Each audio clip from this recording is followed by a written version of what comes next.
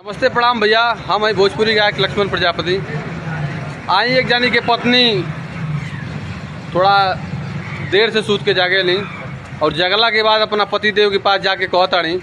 कैसे कहताड़ी कि बथेला कपार हमरी पीसे करी अइया मोरे राजा जी, बथेला कपार हमरी पीसे करी अइया मोरे राजा जी, कौनो ले औता दवैया मोरे राजा जी, कौनो ले औता दवैया मोरे राजा जी।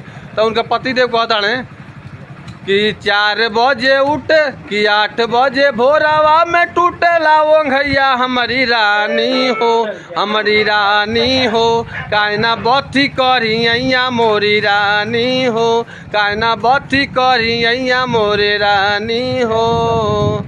तब औरतिया कह दिया काहे जब अपने पढ़ला तब ना समझ में आवला।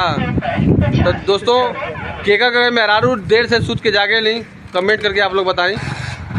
देर से सूत के जगला के बाद अगर नौटंकी करत हो कि हमारा करियाँ दुखात या कपार दर्द करत होके तो उनके कोनो दवाई की जरूरत ना बा। उनके बस आदत सुधारा कि सवेरे जागा 4 बजे भोरे में। आटा चक्की वाला जमाना ना रह गल बा भैया, नहीं तो 4 बजे भोरे में मेहरारू को आटा चक्की लेके आटा पीसो गेहूँ डाल के, तो वो जमाना रहता तो सब बीमारी दूर हो जाती। लेकिन भैया लोगन आज के ज़माना में जितना फैशन के ज़माना में जितने आराम मिलत बा ना उतने मेहरारू नौटंकी करत हैं। का भैया लोग सही बात है ना? मेहरारू के नौटंकी आजकल बढ़ गई बाकी ना। जितने आराम मिलता गैस पर खाना बना के मिलता, आटा चक्की आई पीछे के ना पड़त, तो उन्हें पर देह दुखा था कन्याएँ दुखा दिया, सब नौटंकी रोज लगल रहला। सही बात भैया ना?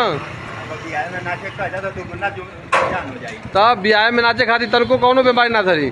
तो भैया लोग के मेहरारू के सपोर्ट में बा, के आदमी के सपोर्ट में बा, लाइक कमेंट करी भैया। और जे फॉलो ना करे भैया फॉलो कर ली हमके लक्ष्मण प्रजापति फेसबुक के पेज के फॉलो करी और खूब प्यार आशीर्वाद दिए अपन। बहुत बहुत धन्यवाद आप सबके। जय जय श्री राम।